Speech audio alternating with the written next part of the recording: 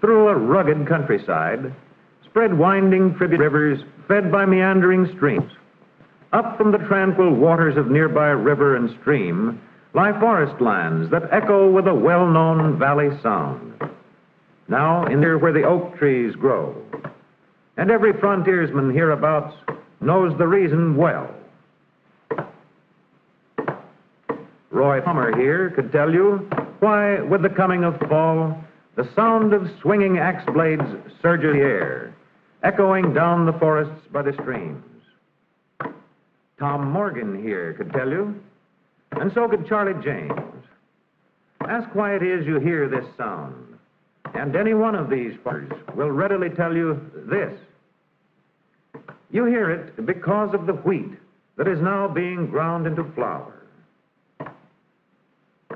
You hear it because of the corn the mills convert into meal. You hear it because of valley fruit. You hear it because of the fields of hemp, because of abundant tobacco crops, because of the fattening hogs you hear it, because of the cattle the farmers raise. There's produce for the market. It's time to build the flatboats to carry it down the river.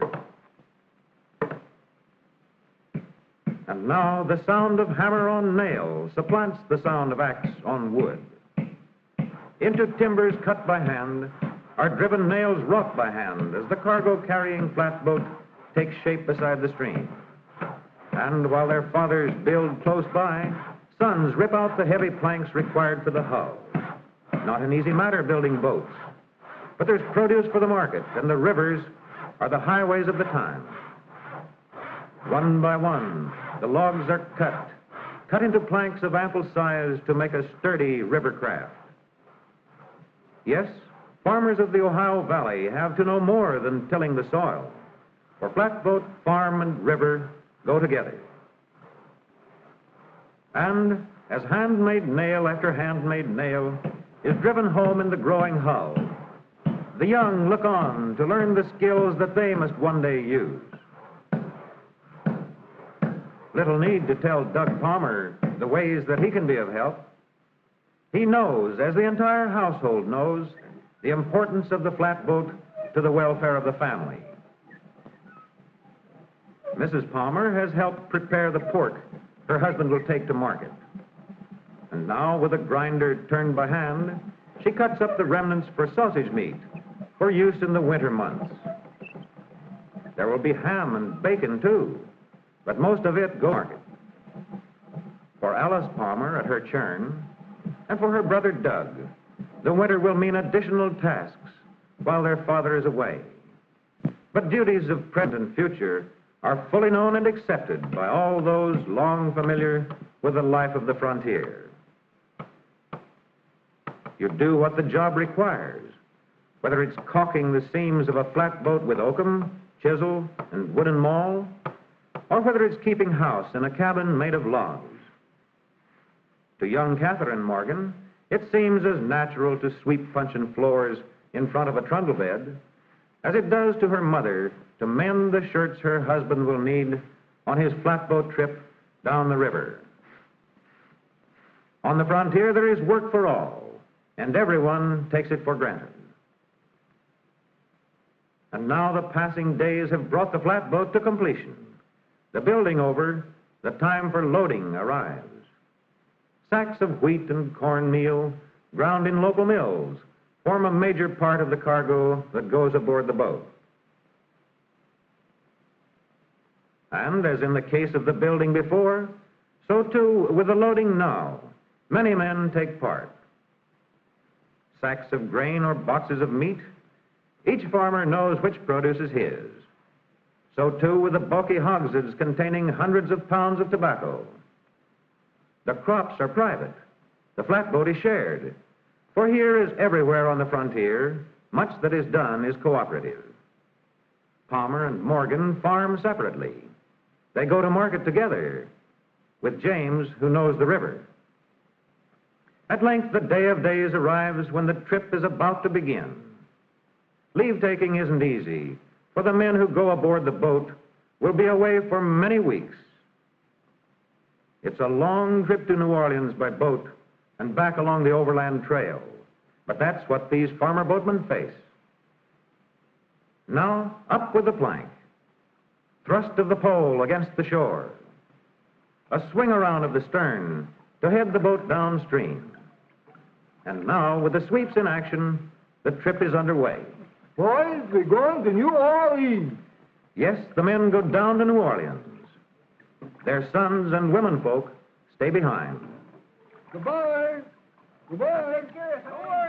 Not for many long weeks will the families be reunited. But safe aboard the boat are the fruits of the mutual labors of those who remain behind and those who journey down the river. And what the frontier requires, those who choose the frontier accept, without complaint, without lament.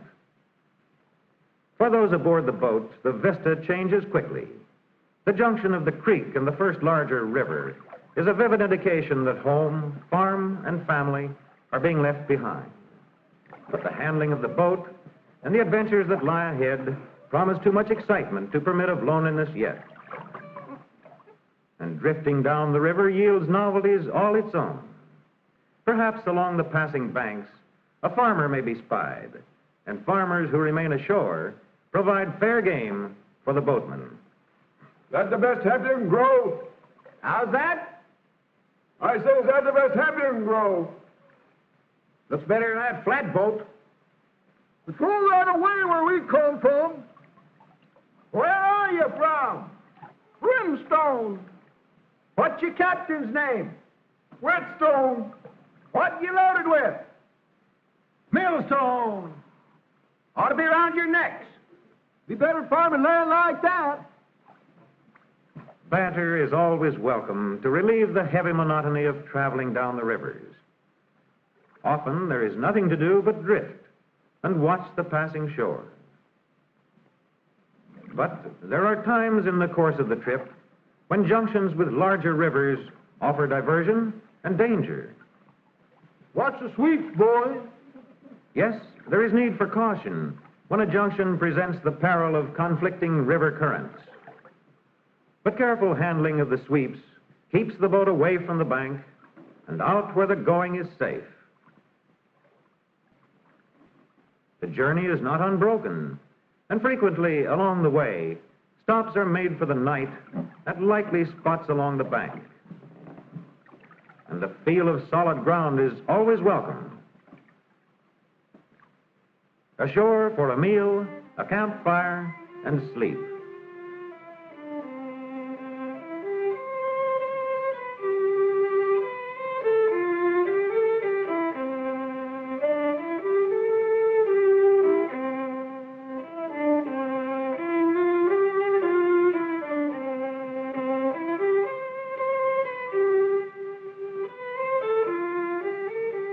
When we come down the River 95, we run into Plug's gang.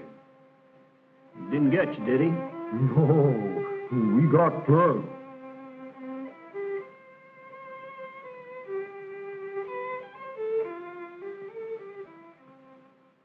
Another day, and again our boatmen proceed on their journey southward. Varied is the scenery that lies along the route. Here, rocky palisades. Ahead of them falls in the river, rolling foothills, and at length, the low and level shores of the Mississippi Delta. But before their destination is reached, there is arduous work for all, especially for James, who mans the stern. The cargo that is stored aboard is precious. And whether at work with their sweeps or drifting along with the current, steadily they move southward. And one day, the shores of the Ohio are the eyes of the crew. This is a welcome sight, for now the travel is swifter. But here, as everywhere, snags are a constant danger.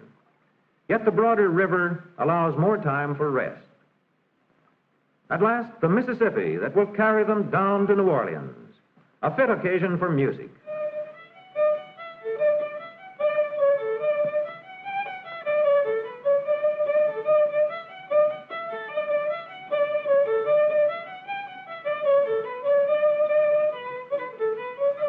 Down the river they go, boatmen, cargo, and music. With them on their journey travels the strength and the courage, the spirit and the faith of the frontier.